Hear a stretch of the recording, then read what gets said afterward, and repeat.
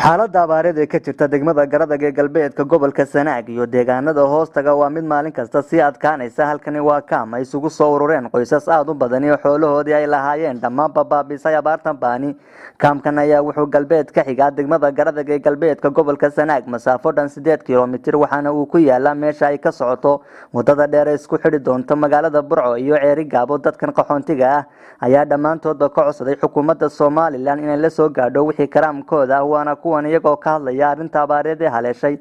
baahan halka Ilaahay u yimi dadweynaha dawladda waxaan ka codsanaynaa inay danoola soo degdegaan sucuuta biyo iyo baadba ayaan Ilaahay ka codsanaynaa inay noogu soo dadaasho halkaan Ilaahay baan ugu soo banbaxnay waxaan ku yiri inay biyo iyo baad inay noogu soo dadaalaan baan ka codsanaynaa aanu mahadnaqno harra baahi waxaan ku yiri dayac silic wax noo dhiman ma jireen halkaasaan Ilaahay waa u nabad qabnaasiyo in maxaan ku yiraahdaa hoosna loo ogaado in guriga la yimaado magaalada wixii jooga haddii halka dad ku baqtiyo soo xirooda la halka kale waxba la idinku siinaya dayaca la idinka binaya nalama oga Ilaahay bay ka hadlinayaan nalama oga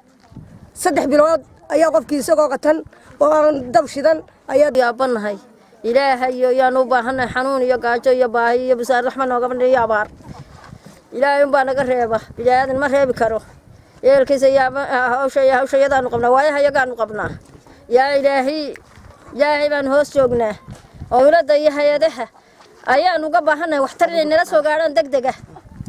ayaan u baahanahay oo qaylinaynaanu waxa weeye anigu meesha waana xanuunsaday waana joogaa